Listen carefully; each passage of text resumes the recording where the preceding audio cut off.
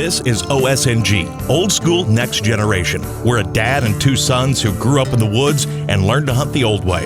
This show isn't about telling you how to hunt. It's about the stories, the screw-ups, the lessons you only learn the hard way, and the memories you don't want to lose. None of it exists without my dad. He taught us how to hunt, how to act, and when to shut up and pay attention. OSNG isn't a podcast. It's who we are. We're all freaks. And this is Old School Next Generation. Welcome to Old School Next Generation. It's a podcast about hunting, but a whole lot more. Okay, we're going to talk to you about deer hunting. That's what we love. That's what we do 365 days a year. Even when we're not in a stand, we're thinking about deer. I'm Clark. I'm dad to these two yahoos, and they're sitting in front of a microphone for really the first time in their lives. So it's terrifying, and it's a good thing that it's not broadcast over the air because the regulations wouldn't allow us to talk about a lot of the stuff that we talk about. We need a paywall. No. See what I mean? I'm Clark. I'm dad. This is Jaden. This is Jamie. And we're going to tell you a little bit about us, why we're doing this podcast, and a little bit about what we enjoy. OSNG is Old School Next Generation, and that is me being taught and these two being taught by my dad. And we're going to talk about Jim, or Leroy as we affectionately know him, who taught us all how to hunt. Maybe not the best way sometimes, but we've taken what he taught us and the family bonds that we have because of that. And it is something that three of us enjoy immensely. And, you know, deer season is 3.5 months long in Illinois when you're in the bow season. But we do this really year round. And we are not expert hunters by any stretch of the imagination. The OSNG podcast is going to be about the screw-ups that we have, the successes that we have, and kind of the trial and error. And I think a lot of people that may listen to this probably are going to be able to relate to that. So I'm going to let these guys introduce themselves. We'll start with Jamie. He's my oldest son. All right.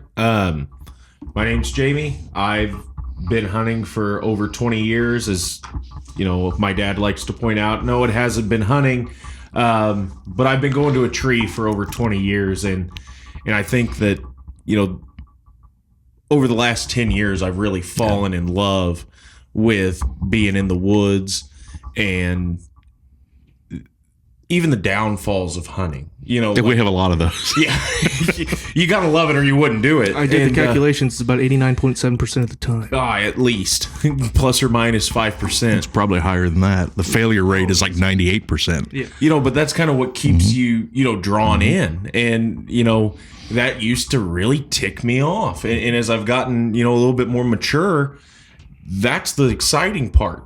How many, you know, I'm a baseball guy. And baseball is a game of failure. You win, you know, the battle 2 or 3 times out of 10, and you're in it. You're an all-star. And we're not all-stars. No, we're like 1 out of 10. We're like little leaguers. Yeah. I mean, I'm going to have to vocally say this. You're going to have to get your arms off the table. It's shaking. There's making noise in our headsets. I don't hear anything. Oh, well. I'll scoot back a little bit. But, you know, those things have really allowed me to fall in love with it because life isn't easy. You know, it's a lot of hardship. It's a lot of trial and error. And because of that, those parallels that you get, you know, it's fascinating and it's addicting. Mm-hmm. And, you know, I don't get a lot of time to hunt, you know, as the year goes on with football and basketball and things like that. But man, we eat it up. Absolutely eat it up. Well, and we should probably reiterate, you talked about football and basketball. These guys both coach. They both coach football. He coaches football and basketball, which, of course, he's a junior high basketball coach, which starts like October 1st. So from basically, you know, July when camps start all the way through the playoffs in early November, and then you just wrapped your season up last night. You've been coaching pretty much nonstop since last summer. That doesn't leave a lot of time. And I think that's reality. We're not professional hunters by any means, but I think that if we could do it for a living, we definitely would.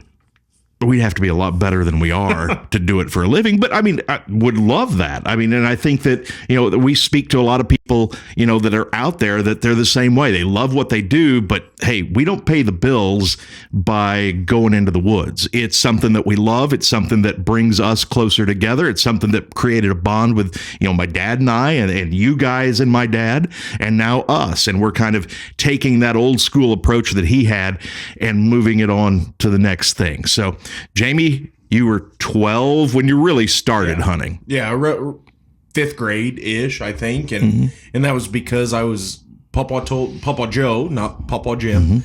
Papa Joe told me if I was able to pull 40 and shoot consistently from his little box tree stand he had to practice in, I'd be able to go out.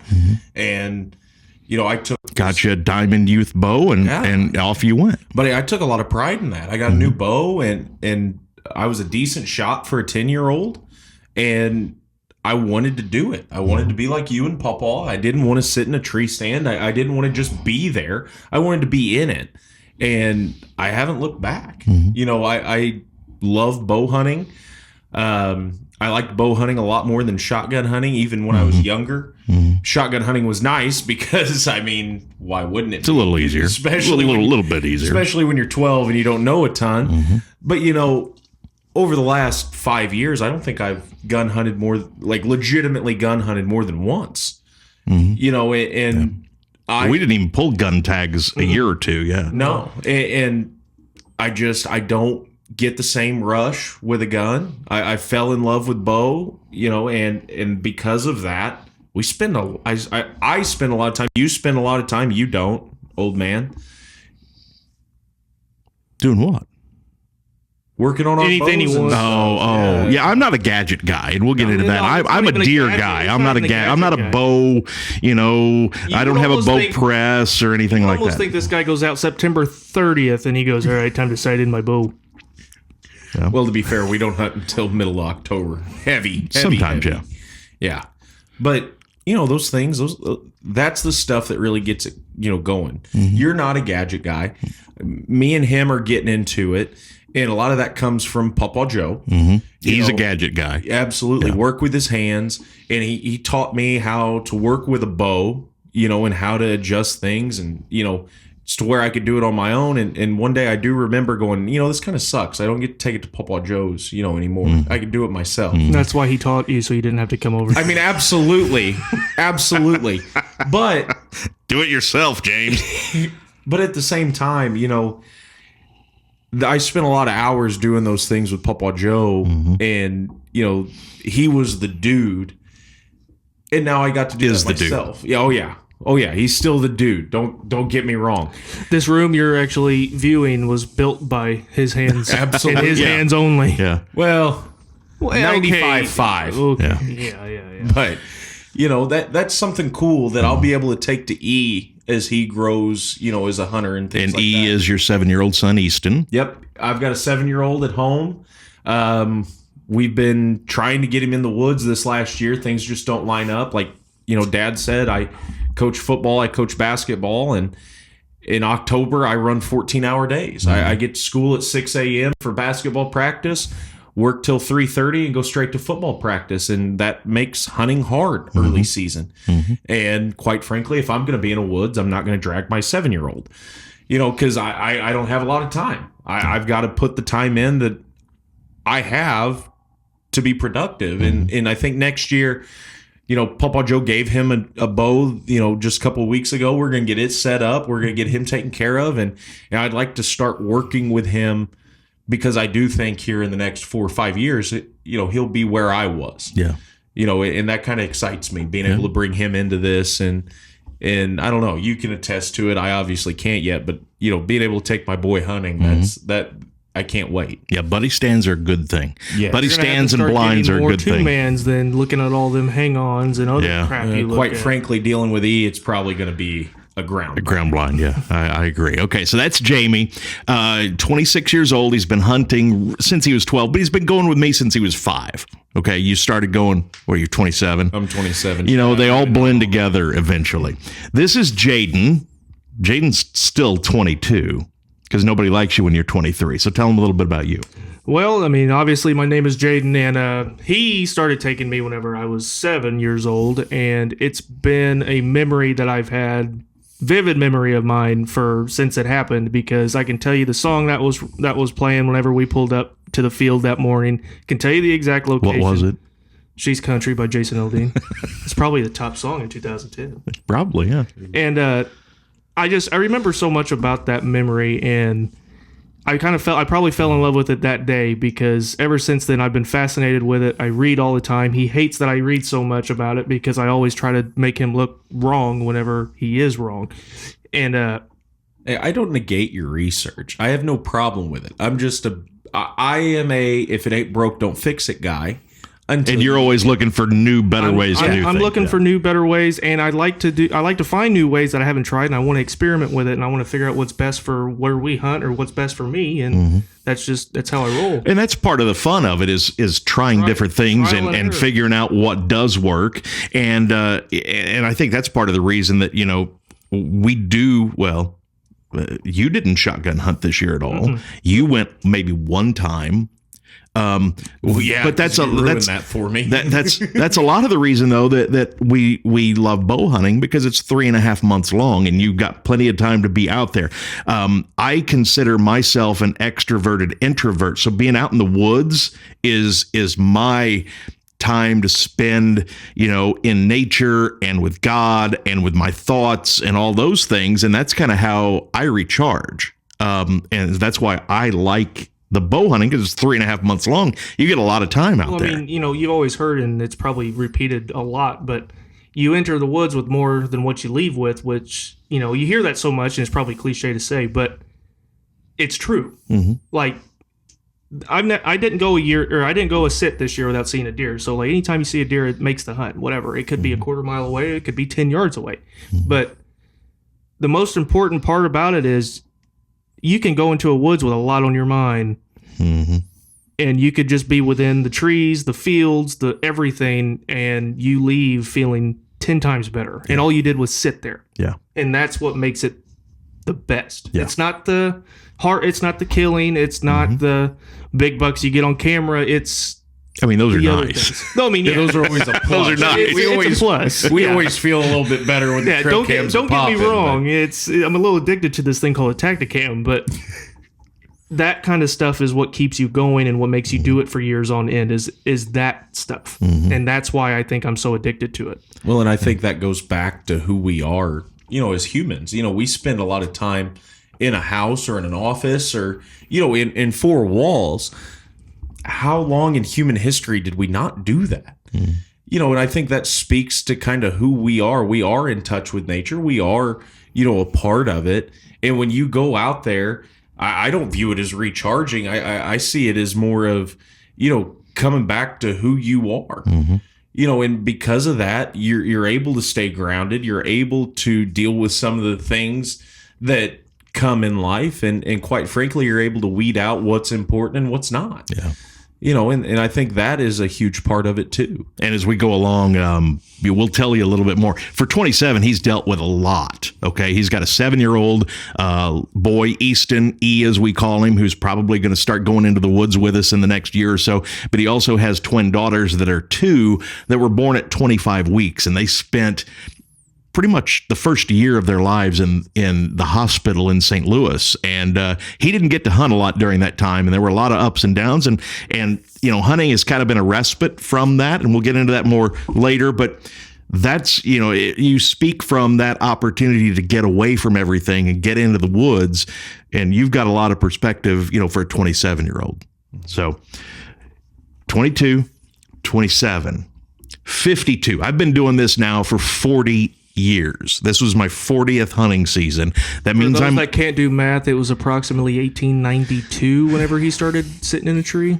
It was a long. It was the 80s. It was the late 80s when I started going, hunting with my dad, Jim. We call him Leroy, as I mentioned earlier, and he hunted from the time he was, probably in his late teens, early 20s, back in the 60s. And there weren't a lot of deer in Illinois back then. And, we've seen pictures, and we lost my dad back in September of last year. So it's still pretty fresh to us. And that's part of the reason that we're doing this podcast, because we've got some memories of him, and we've got some stories with him, and we don't want to lose those things. And I think that a lot of people have those family ties from being in the woods together, that we're not unique in that, but we want to memorialize that. We want to respect that and honor that, and kind of remember those things and put them out there that I think a lot of people, will relate to. So I've been hunting since the late 80s, didn't really get serious about it, probably until 2023. No, that is not true. That is not true. When my dad retired is probably when I got serious about it. We would bow hunt, we would shotgun hunt. My dad had a bunch of buddies that they went down into the Shawnee National Forest, hunted on public ground down there from the late 70s on. They'd bow hunt for almost a week, and then we'd shotgun hunt that first weekend of the Illinois firearm season. And I started going with them and hunting when I was 12. That was what I did first, was shotgun hunting. I didn't bow hunt even, I don't believe, at 12. I think I was 13 or 14 before I took a bow into the woods. So it was something that I grew up wanting to do, kind of like you guys talked about, but I didn't go into the woods when I was 5 or 7. I probably was 11 or 12 before I went the first time. So I've been doing it for a long time. When my dad retired, he worked for the state of Illinois as a prison guard. When he retired, dude would hunt. He would hunt like 60, 70 days in a row after he retired. Yeah. That's why he's the GOAT. Talk about living the life, right? Everybody would love to do that. We talk about a rutcation where, I take some time off to hunt in late October, early to mid-November. Dude was hunting from mid-October until Christmas, pretty much. And morning and night. And this was before trail cameras, and this was before all that stuff. We would go out and we'd walk the woods, and he was a great woodsman. So he taught me, and that's that old school we're talking about. So I learned that old school, and then you get the technology that has come in and the information that's available. I've got a stack of North American Whitetail magazines that we subscribed to that for years and years. And I got a stack of magazines like this, You want to know how this many tall. magazines I went through while sitting on the toilet? North American Whitetail or other things? North American Whitetail. Okay. Hey, Papa loves some North American Yes, he whitetail. did. Yes, he did. It was always on the left side of the toilet. Well, and what, Stacy, my wife, is going, you got to get rid of those, man. Those are from 1994. Nope. I said, that's like a master's degree in deer hunting. The buck stories were always my favorite. The stories of the hunt, the measurements that were in there. That's how I learned to measure. I loved that. But man, there were always articles on stand placement and how to read sign and where to set up and the kind of terrain that you want to look for, and Dr. Deer, James Kroll, and all that stuff. I grew up reading that stuff. Well, and we've talked before. Me and you. What are some of the biggest things that took you guys from what you were to hunting some of the deer that you do now? And, these things that you list off, it's exactly the change that you told me about, those magazines kind of. That was the education. Dad knew what he was talking about, but he would just immerse himself in that stuff, and I would too. And we learned as we developed. And he got to where he was really, really serious about it, and he loved it. And I think that kind of rubbed off on me, and then it rubbed off on you guys, because as you were growing up, we've got pictures of you guys with some of the bucks that I've killed when, you were standing holding the buck, and like his antlers are like this. You have a picture of me holding that one, don't you? And I was like tiny. Yeah. Like 3, maybe. Yeah. Well, not that one, because that one was killed in 2003. No, but there's a picture of me when I was 3 or so. It was that one. It was that one. Yeah. Oh, because I'm thinking, it was the mount, not the because I'm no, it was the mount. OG picture. No. It was the mount, and he was holding it, and you were just above the deer's head. The rack was up here. I could have been 10 years old though. We know you are a wee little fella. Pot, meet, kettle. Yeah, I know. You got lucky. You know? But genes are great. And speaking of genes, we're very fortunate in Illinois because, you know, the first buck I killed was a yearling 6-pointer. I mean, his rack, the first buck I ever killed, his rack was probably about like that. I mean, seriously, he was tiny. But I was 15. I was 15 years old, huh? What'd you say? It's a shooter in Jamie's eyes. It was a shooter in my eyes at 15. Well, duh. Yeah. You know, I'm different now, man. Well, yeah, and I kind of have some regrets about that because I didn't let you guys shoot those little guys when you were that age. You passed up some 130-inch deer. You know more now than you did then, though. Yeah, so but exactly. Yeah. But when you sit till you're 18 years old, 19 years old to before get your first buck, because Dad wouldn't let you shoot the 3-year-olds, or the 2-year-olds or the yearlings. Yeah, I mean, that was something that bothered me. You know, I didn't get it. We've had that discussion many times. You know, and in hindsight, yeah, I get it. But at 12, man, I'm past you needed to get that experience. Yeah. You needed to get that thrill and you know, your first buck, we mounted both of your first bucks. That was something that your mom and I decided we were going to do. I love Barry. He's just not very big. Not very big. I don't know what I named him. I named him something I don't remember. The other one in there is named Jackass, though.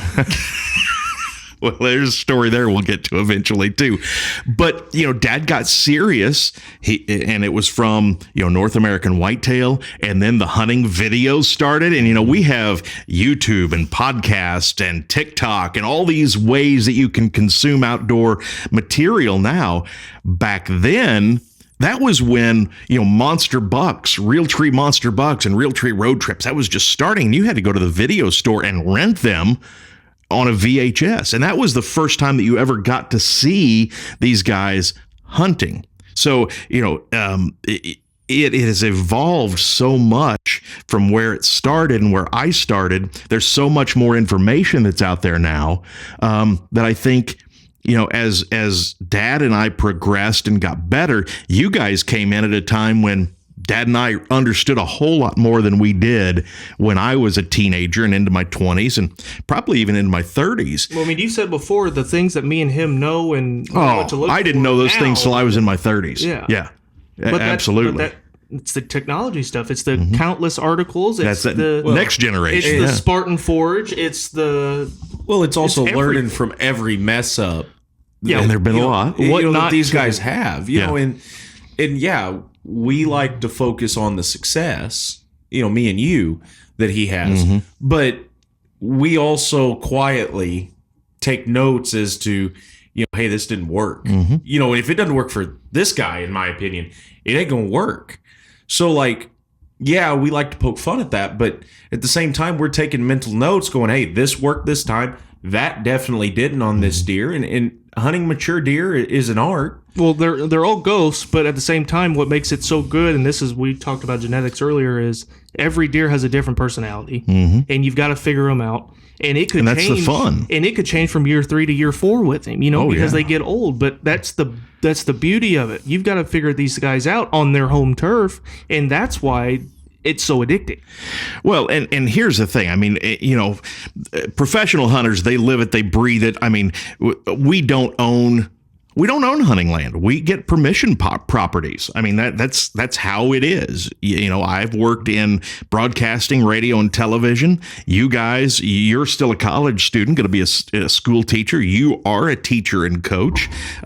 It's not like we've got hundreds of acres of land that we, you know, have the opportunity to purchase to do food plots and to improve the habitat and that kind of thing. But we are able, because of the genetics that are in Illinois and are in our area, we've been very fortunate to hunt a lot of really good, big, mature deer if you let them get, you know, to that point. And that's where that's always what you focused on, you know, going back to that, you know, last thing we were talking about. Yeah, they can't get big if you kill them at a 6-point, you know, and I understood that. I wanted big deer. You know, I was 5th grade when Papa, you know, killed that 15-pointer. Buddy, I thrived on that. That was awesome. And, then the next year he follows up with that 10 out of the same woods. And, I can't kill a deer like this if I kill it as a yearling. And I don't think you'll find very many 15-point yearlings. And if you do, let me know. You know anything about a 12-year-old, 2-year-old? 12-year-old, 2-year-old? Oh, man, you got me. You're lucky. You got me.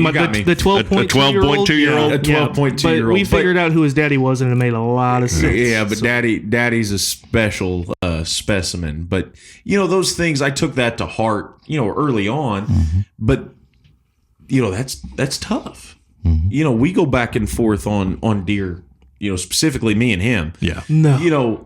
No way. What gets on the list and what doesn't. Yeah. Hey, and I'm just going to say this. He agrees with me a lot of the time, so there might be someone who's right. I think he's playing both sides, because when he gets away from you, he agrees with me. Don't tell secrets. This guy's You playing can't the play middle both ground. sides. You got to stick to one and Don't stick tell with it. secrets. Be Just a don't- man. No, he's just parting the seas for us. But, Trying to keep the peace between you two. never gonna but happen.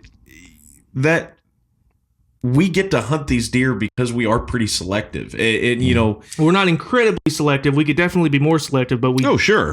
we are yeah. not what if it moves it dies. Like we And there's nothing wrong with that. no, it's If just that's but, what you want to do. But if we have the cards to do what we are doing, then we're going to do it. Like if we didn't have those kind of genetics, if it was a free for all, then we would probably just do it we would just take whatever we can, because we live off of deer anyway. But we have the opportunity to take older deer, and that's what we do. Well, it hasn't always been that way. No, I mean that little 6 point, and now I'm wanting to target 5 years old and older. And it wasn't always that way. I'll take a 4-year-old. I know, and I understand that. And it wasn't always that way. I mean, a good 3-year. I've got some good 3-year-olds hanging on the wall in the next room out there, and I've got some good 4-year-olds hanging in the wall in the room out there. But as things have developed, and you were talking about trying to figure them out, that's where the fun has come. That's why to I'm addicted me, to the mature ones, because they are ghosts. They move. Everything they do is for a reason. And I want to figure those ones out rather than look for a 3-year-old that's looking for any. Hey guys, I gotta pause. No, you can go. We'll continue. All right, that's fine. I'll be back. Potty break. Go behind the camera, please. Yeah, just go ahead, go behind the desk. It's fine. It's got the bladder of a squirrel, but we're going to carry on. But while he's taking care of business, I also think that sometimes, and I know I'm guilty of this, and I definitely think you're guilty of this sometimes, we give them too much credit. They're still animals. They are still predictable in many ways. But they're prey. They are prey, and so they do everything for safety. And I think we don't For survival. for survival and safety, but I don't think we give them enough credit. I really don't. I don't. I don't think you can't outsmart every deer. No. And I'm not saying every deer's the same. Obviously, I said that earlier. They have different personalities. They have different experiences. But just from what I have seen, they're like those deer. I'm not a ton of them, but there's 4 or 5 of them that were pretty big deer that came in range. Just watching the way that they move, It's a different animal. it is different. Yeah. Like it is different from your yearling, your 2-year-old, your 3-year-old. When they walk into that area, they are so cautious at what they do. It's insane. Well, and we talked about we're not weekend warriors, but we're not professionals either. But we enjoy deer 12 months out of the year, whatever stage it's in. The season ended not quite 2 weeks ago.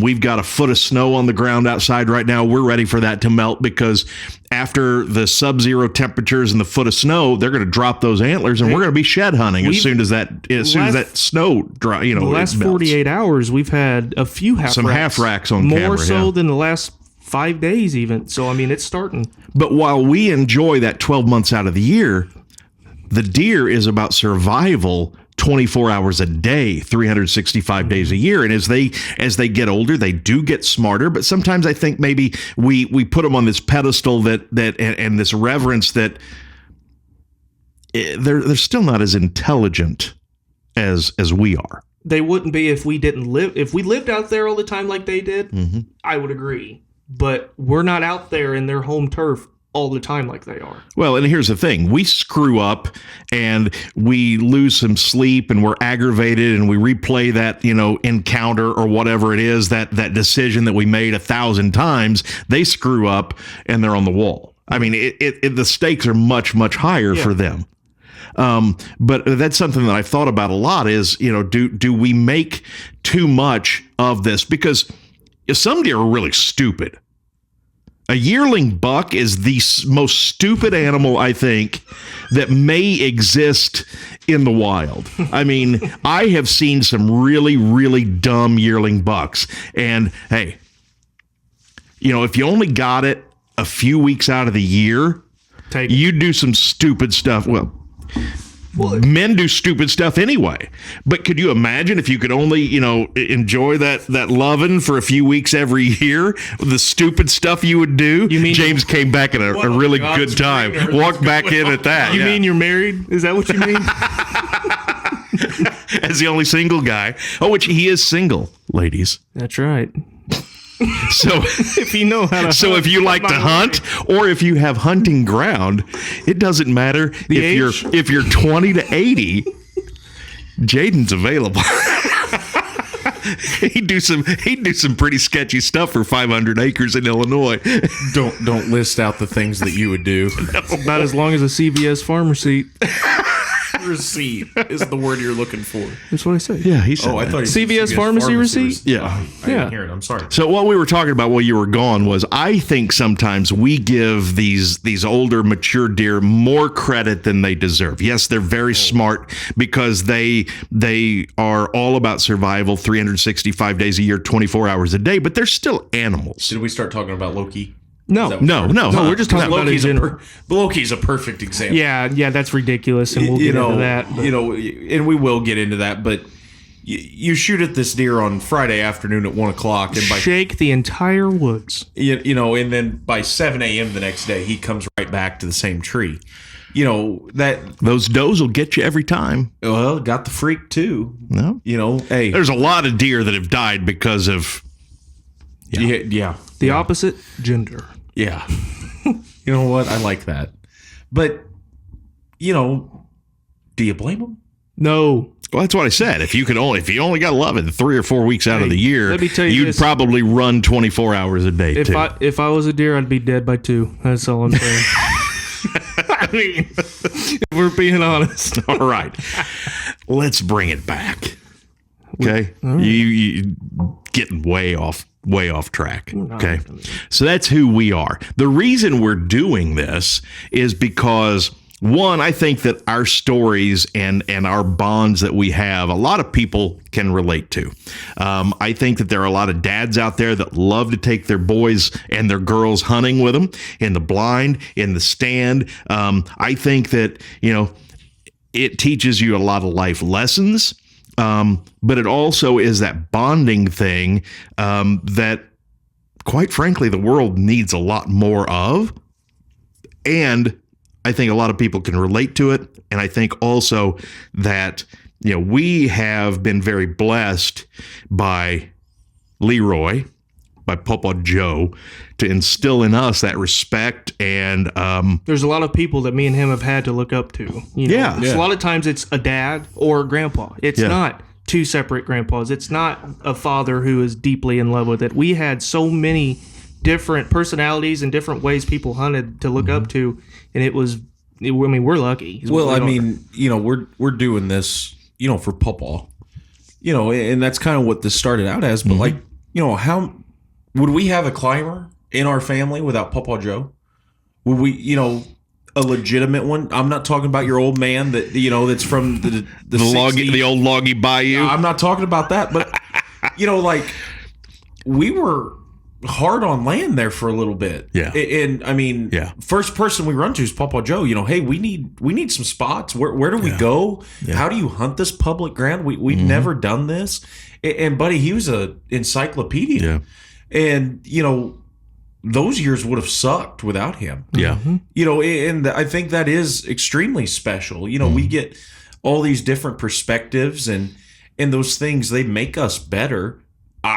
Did I fully enjoy hunting public ground? No, but it was a new challenge. Compared to what we do. The guys who hunt public and are successful are freaking awesome, because that's some hard. It's a different beast. I mean, you go from private to public. If you're successful on public, there ain't no telling what you could do on. Well, I mean, ground. We hunt permission properties, and we always go, man, if we had 500 acres and we could do hinge cuts and we could plant food plots and we could do this and we could do that, man, wouldn't that be great? But we're very blessed to have several permission properties that those guys that don't have that are going out to Wren Lake and are going to the Shawnee and are going to Pyramid, they'd go, man, if I had 3 or 4 permission properties, man, that would be awesome, because we've been there. The hunting land comes and goes for different reasons, and we had a couple of years where we were hunting public. Whew! It was tough. Well, and it was tough. We talked about those guys are amazing. We try to let mature deer, grow, and those you can't years, do that out there. Well, those years that we really had behind my house, buddy, we had to question some things. That buck that you took, we probably don't take 9 times out of 10. No, not now. No, but he was a mature deer. And he got meat. We've been able to live kind of both sides of that and take those experiences to make us better into what we are now. But you talked about. You just mentioned, you can't let them get mature on public. That's not true. There are some giants that are killed in this region on public. Yeah. I mean, I remember Wayne Fitzgerald had a 200-inch deer that everybody knew about. Okay, just last year in Pyramid, side of the road. He lived in this. Yeah, he was smart. That's where we go back to that smart deer. Yeah. But what was last year? Was it 230 or 250 in Pyramid? I think it was 252. No. That was not Pyramid. That was private, but it was over there. But the 230 that was on Pyramid, right? It was around 220, 230, and apparently it was killed on Pyramid, supposedly. Yeah, but and that gentleman has a podcast, a Facebook group. I mean, that's somebody that, as we evolve this podcast, that's one of the guys I've got listed that I'd love to talk to. I mean, that's what he does. Pursuit 127. Yeah, yeah. Oh, he's fascinating. Oh, he's those things freaking awesome. Those things are awesome to watch. And there's another group that I've watched on YouTube. It's Southern Illinois Hunting is what they're called. And one of their videos on YouTube is out of Shawnee. And it is one of the most majestic deer I have ever seen in my life. These deer, they're here. Yeah. They're all over. These monsters, they're real. The ghosts are real. But to be able to find them on a pressured ground like a public land, way out of our pay grade. We feel pretty good about ourselves. I don't think there's any one of us in our core group of friends that could go out to a public ground and kill 160 plus. No.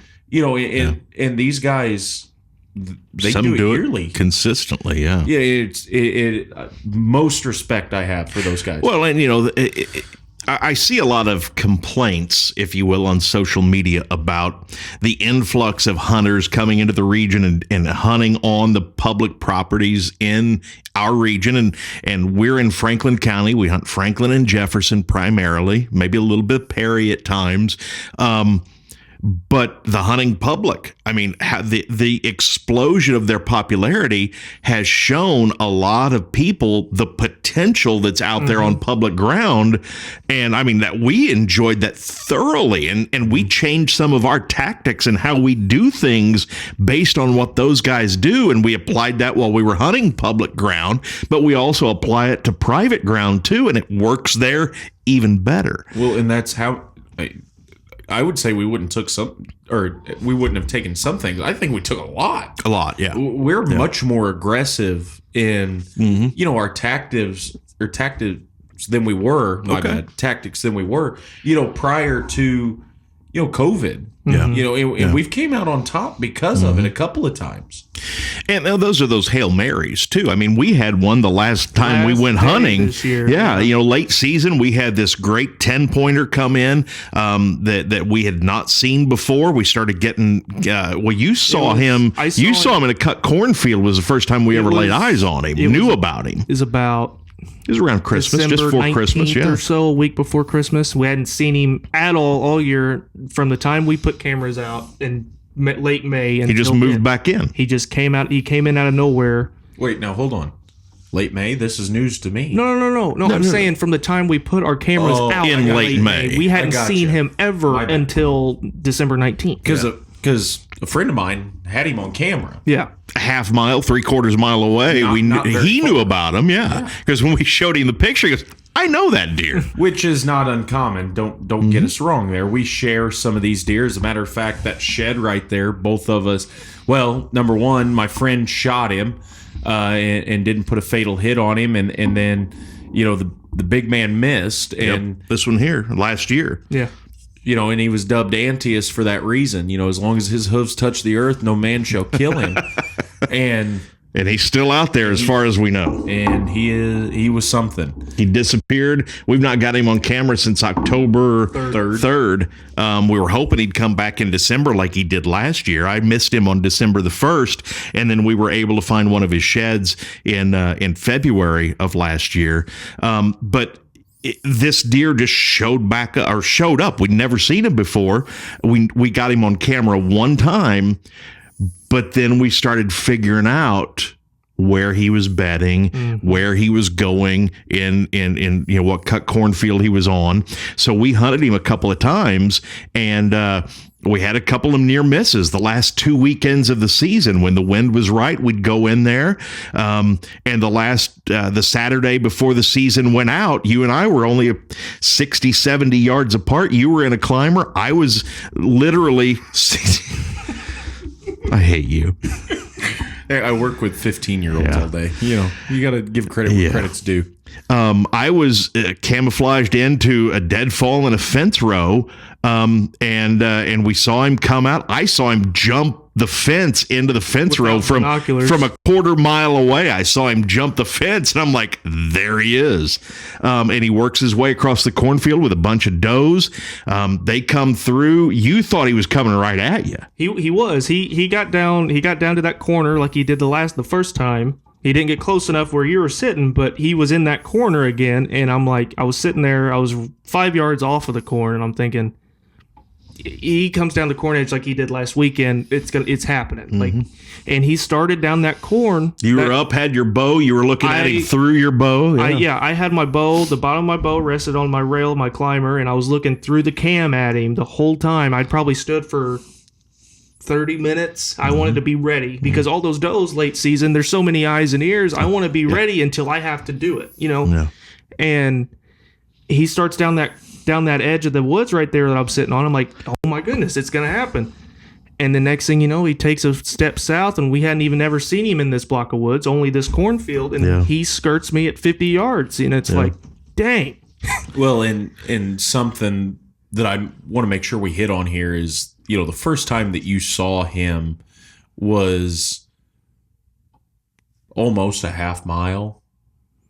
600 yards away from where we put a move on him. Yeah. And, we did that because you went out scouting. And how many miles or hours do you think we put in a year?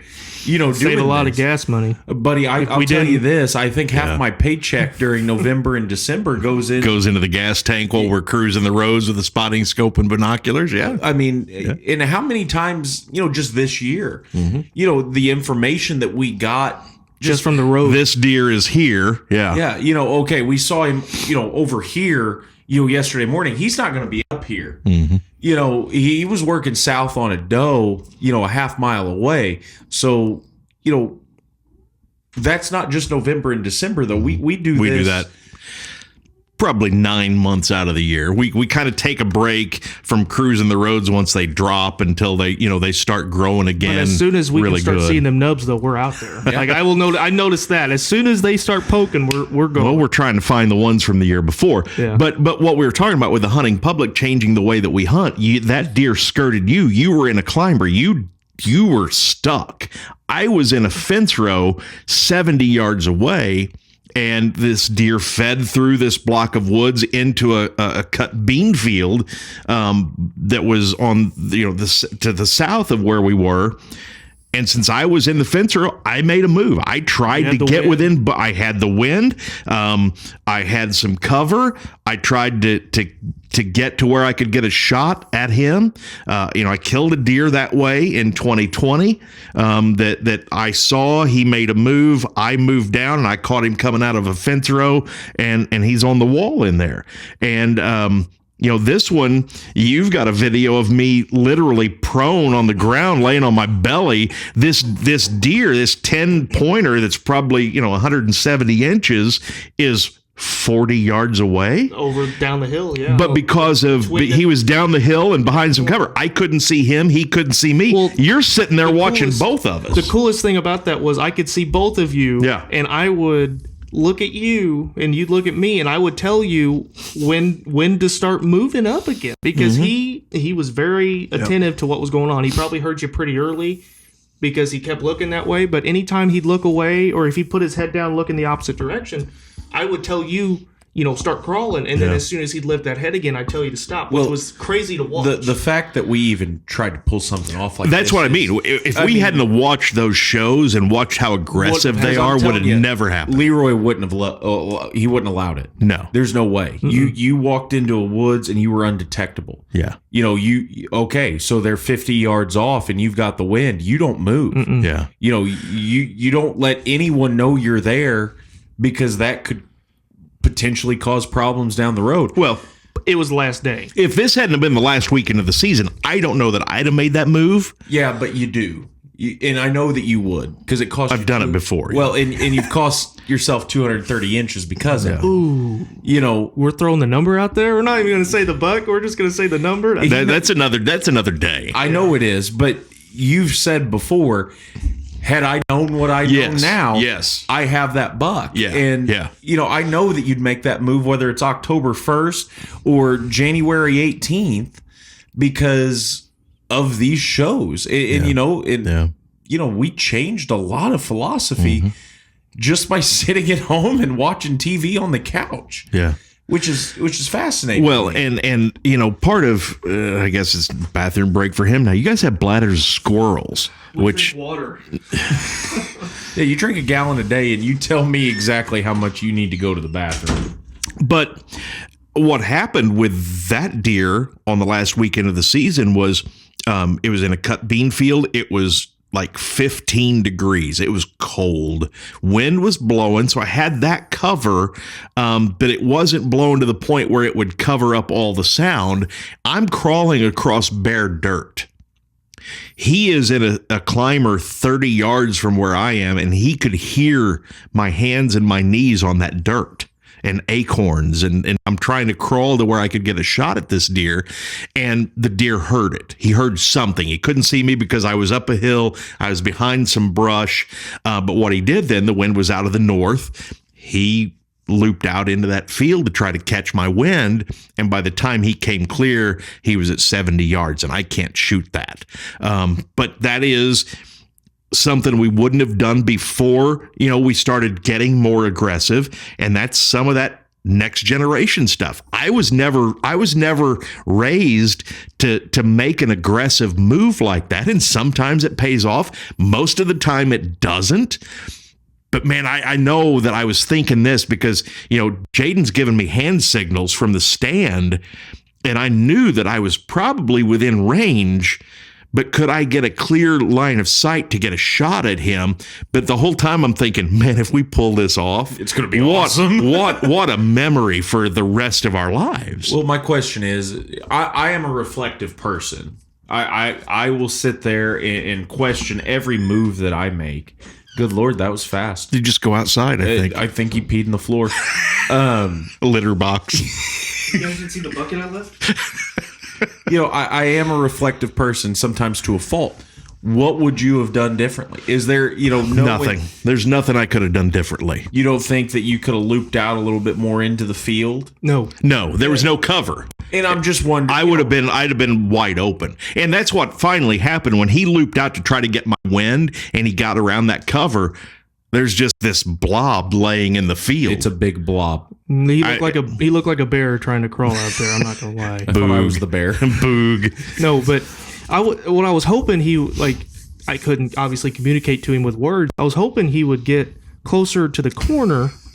Sorry, I just had the imagine of, hey, he's right there. Yeah, that's what it was. It was like, well, I actually started punching the tree at one point to try to make enough noise to let him know to look at me because he was looking his direction. He was still and moving. I was still moving. And I started punching the tree to try to make enough noise for him to look at me. But I was hoping I think didn't there's work. 2 brain cells between the 3 of us. Something. What was I going to do? Throw an acorn at him? I mean, He wouldn't have felt it. like I was hoping he would hug the corner of like the tree corner, like the corner with the trees there enough, and because he was working. But I couldn't because of the dried leaves that were closer to the cover. Yeah, but he didn't know he was working, and he wasn't working. He didn't know he was working east toward him. He was coming toward me. I was hoping he'd hug that corner enough to where he could step out. But he didn't know that, and I can't communicate. I can only tell him when he's looking, when he's not. Yeah, and I think something to point out here is we've said that we've changed our philosophies a little bit. We've had one spot and stalk go right. Out of right, how many out of 5? We probably put 5. I know, but that's spot 5 and stalks on. That's 20%. Exactly, and that's that's the Mendoza line for you baseball fans. That's what I'm saying, though. We talk about. At the beginning of the podcast, we get it right 1 or 2 times out of 10. We feel pretty freaking good. Yeah. And, that story of, that 9 that you were talking about, just making the right move. Yeah. Dude, we love it.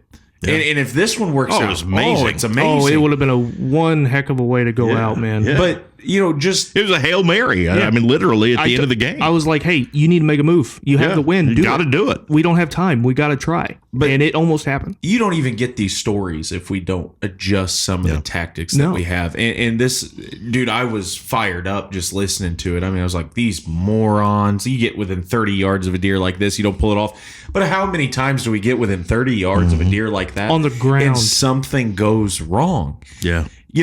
Crawling on the ground, did you win? No. No? Oh, did I win or did you win? Yeah. Yeah. And that's things you don't think about. I'm not on leaves. Well, no, the dirt did you dirt eat? and the acorns did me in because he knew something was going on there. I could hear him crawling, and you're what, 50? No, 30. About 30 yards. 30 yards away, and I could hear every leaf crunch, every dirt. No wonder he misses if he thinks 30 yards is 60. Big old boy. Right, dude. That's what rangefinders are for. We'll get to that later, too. Yeah, there's a lot of stuff to talk about. And that's why we want to do this. That's why I wanted to do this, because, these guys, my wife's my best friend, but these two are, I think we have a unique relationship, and that is something that I cherish and I value, and I had that with my dad. And podcasts weren't a thing then. You couldn't record those memories. You couldn't, reminisce. Yeah, you could sit around the campfire. You could sit around having a drink and talk about it, but you couldn't share that with other people that have the exact same kind of experiences. And I'm tired of hearing all the success stories because we know that that's just 1 out of 50. Real life isn't that. No. It's hard to relate to putting that one perfect shot on. Yeah. Well, and I want to point out, and we're kind of heading toward the end of episode number 1. I want to put out that, OSNG didn't just start in January of 2026. OSNG's been around a long time.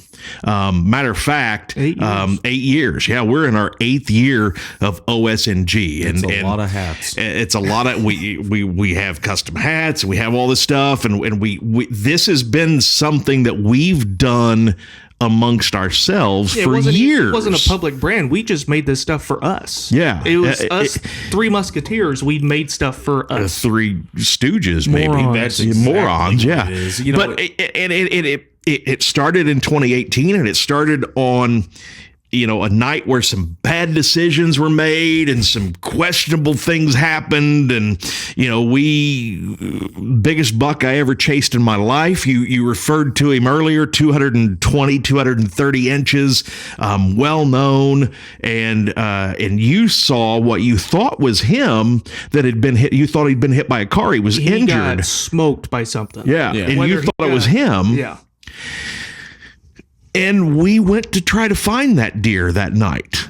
And that's where OSNG started. And here we are 8 years later, and we have learned a lot since then. We've gotten better since then. We've made a ton of memories since then. But the OSNG story is one that it's a night that will live in infamy. At least for us and for our family. We're a little smarter than we were back then. a little bit. I mean, I hope. God bless. You live and you He's learn. got a few more brain wrinkles up there. Not A ton. few more. It's not as smooth as it was. Yeah. Trust me. And that is something that night and those experiences and that craziness, it created something that lives today, and I'm excited about where this might go. And again, I wanted to do this to honor my dad. We lost him in September. He was kind of the one that taught me how to hunt, how to act, how to be a man. And he taught you guys the same thing, and he lives on with that. And we're going to talk more about Leroy as we go, because Leroy was a wild card. There is a ton about him. Leroy was a flat killer. Okay. I mean, he had some big deer. Okay. You live in his house now. You still have a couple of his mounts on the wall. You got a 15 pointer, a 10 pointer that are just beautiful, but there are a lot of big deer, that he killed over that 50 years or so that he hunted. And I mean, dude filled the freezer year after year after year. I mean, I remember he'd put 2 or 3 does in. I mean, if he could buy a tag, he'd kill the deer. And that's just the way it was. Yeah. I mean, that cooler was full. Yeah. And we have a walk-in cooler. He worked for a long time as a state and federal meat inspector. So he was a butcher himself. I mean, he did it, man. We made our own jerky. He would ground his own venison. He was the dude. And I want to do this as The time that he went out there in the woods, he did it all. Basically. Well, when he passed, we were looking at a lot of old pictures. You remember the pictures of him? One, the first thing you guys said was, Leroy's got hair. okay, that was the side of his head. That was like, that was when I was a baby. That was the early 70s, and there he is with a deer hanging, from the tree in the backyard that he was about to skin. Wasn't the only thing hanging. Yeah, that dart hanging too. That's right, hey, buddy. I've never been more proud in my life. That will. Well, he used to forever. smoke in the stand for a long time. I know, and I that fascinates me. The fact that he could smoke a dart in the tree and also kill deer. And kill deer. That's cool. No, that's badass. we will never get close. But that will forever be my favorite picture, and that was just a new light that I was able to see him in. I never got to see that. Yeah. Yep. What was it?